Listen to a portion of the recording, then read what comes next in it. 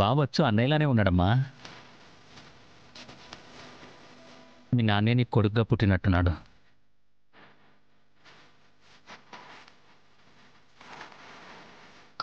Jagadhatri, doctor ఏం చెప్పారు? కంగారు పడాల్సింది ఏం లేదని చెప్పారు. కొంచెం కూడా లేదా?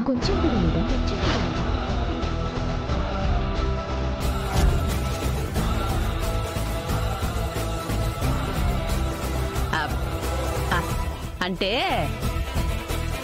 బిడ్డ అడ్డం తిరుగుండాడు కదా, ఏమీ తెలియని జగదాత్రేమో డెలివరీ చేసుండాది. అంత పెద్ద యాక్సిడెంట్ తప్పిపోయి ఉండదు కదా, అన్ని టెస్టులు చేసుండారా లేదా అని నిషి అడుగుతా ఉండది. ఏ నిషి? అదే అడిగాను. అన్ని టెస్టులు చేశారు, ప్రాబ్లం ఏం లేదని చెప్పారు. వదిన అంత క్రిటికల్ సిచ్యువేషన్ లోకి వెళ్ళి మళ్ళీ ఇలా బయటికి రావడం అద్భుతం అని చెప్పారు. ఆ అద్భుతం పేరు జగదాత్రి.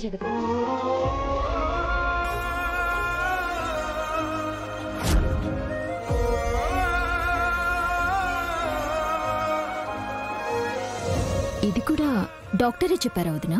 కాదు, నేను చెప్తున్నాను. ఆ అంబులెన్స్ లో నా ప్రాణాలు, నా బిడ్డ ప్రాణాల కోసం నేను పోరాడుతూ ఉంటే నా పక్కనే ఉండి, అలాంటి పరిస్థితుల్లో కూడా కూల్గా ఉండి నన్ను, నా బిడ్డని కాపాడి మా ఇద్దరికీ పునర్జన్మనిచ్చింది. జగదాత్రిని మీరు చూసుండాలి బాబాయ్.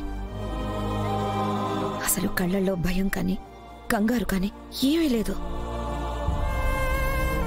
అసలు నేను చూస్తుందే నాకు తెలిసిన జగదాత్రినేనా అనిపించింది.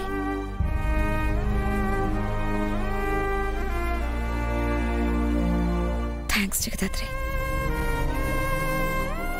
థ్యాంక్స్ కేదార్. నా ప్రాణాలని కాపాడడానికి నీ ప్రాణాలకి తెగించి అంబులెన్స్కి ఎదురు నిలబడ్డావు. అదేంటక్క, మేమేదో సాయం చేసినట్టు అలా మాట్లాడుతున్నావు? మా అల్లుణ్ణి నిన్ను కాపాడుకోవడం మా బాధ్యత. ఇందులో ఎవ్వరికీ థ్యాంక్స్ చెప్పాల్సిన అవసరమే లేదు వదినా. వాళ్ళు చెప్పింది నిజమేనా మీ కౌశికి? వాళ్ళేమంత గొప్ప పని చేయలా. తప్పు చేశామమ్మా, చాలా పెద్ద తప్పు చేశాం. అసలు అక్కని బిడ్డని చంపాలని మీరు చెప్పినట్టు నేను వినకుండా ఉండాల్సిందే. ఏంటి యువరాజ్, కొత్తగా కౌశిక వదిన మీద ప్రేమ ఉన్నట్టు మాట్లాడుతున్నావు? ప్రేమ లేదు నిషి, కానీ ప్రాణం తీసేంత పగ కూడా నాకు అక్క మీద లేదని ఇవాళే అర్థమైంది. అంటే ఏందిరా అబ్బోడా, జీవితాంతం ఇట్టా అక్కచాటు తమ్ముడుగాని మిగిలిపోతావా ఏంది? కంపెనీలో సీఈఓగా కూర్చోవా ఏంది? నాకు అక్కని దించి కూర్చోవాలనుంది, చంపి కాదు. అక్క మీద గెలవాలనుంది, కానీ ఇలా గెలవలేక అక్కని అడ్డు తప్పించాలని లేదు. బాబుకి ఏమీ కాలేదు కాబట్టి సరిపోయింది. అదే ఏమైనా జరుగుంటే? ఏమైనా జరగాలనే కదా యువరాజ్ ఇంత ప్లాన్ చేసింది. ఏంటి, అల్లుణ్ణి చూడగానే ప్రేమ పొంగిపోతుంది? రే అబ్బోడా, నువ్వు ముందు కూర్చో.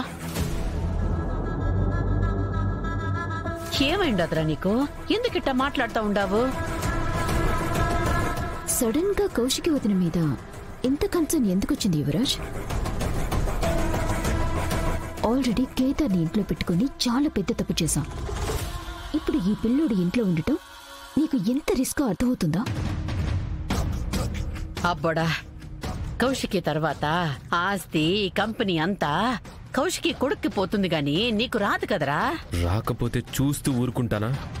కంపెనీ నా హక్కమ్మా, దానికి ఎవరొడ్డొచ్చినా నేను చూస్తూ ఊరుకోను.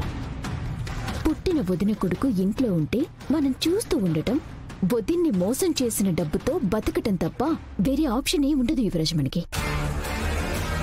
చూడబ్బోడా, కేదారు మీ నాయన కొడుకే అని నిరూపించుకుంటే సగం ఆస్తి వాడికి పోతుంది, మిగిలిన సగంలో మాధురికిచ్చుకుంటాడు. అంటే మిగిలిన దాంట్లో నీకు ఎంత భాగం వస్తుందో అని నీకేమైనా అర్థమవుతుందా యువరాజ్? నువ్వు గెలవాలంటే నీకు అడ్డు ఆ కేదార్ ఒక్కడే కాదు, ఆ పిల్లోడు కూడా ఆ పిల్లోడు లేకపోతే కంపెనీ నీదే, ఈ వజ్రపాటి వంశానికి వారసుడివి నువ్వొక్కడివే. కౌశికి సంగతి చూశాక కేదార్ వాళ్ళని ఇంట్లోంచి ఎట్టా పంపించాలో ఆలోచిద్దాం. ఏమంటావు? మీరు చెప్తుందంతా కరెక్టే అమ్మా, కానీ ఇప్పుడు ఆ పిల్లాడికి ఏం జరిగినా ఫస్ట్ మన మీదే అనుమానం వస్తుంది. అక్క విషయంలో నాన్న ఎలా రియాక్ట్ అవుతాడో మీకు కూడా తెలుసు కదా. మన చేతికి మట్టంటకుండా పని పూర్తి చేసేద్దాం. పిల్లోడి చావు ఒక యాక్సిడెంట్లో చేద్దాం. కళ్ళ ముందున్న పిల్లోడు చేస్తే కౌశికి ఖచ్చితంగా పిచ్చిదైపోతుంది. రే, మా అమ్మ ఏం తప్పు చేసిందని బ్రతికున్నన్ని రోజులు తనని తప్పుడు మనిషిలాగే చూశారు.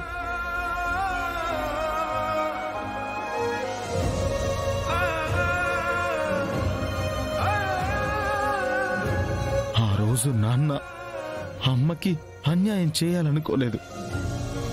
పరిస్థితులు నాన్నతో ఆ తప్పు చేయించాయి.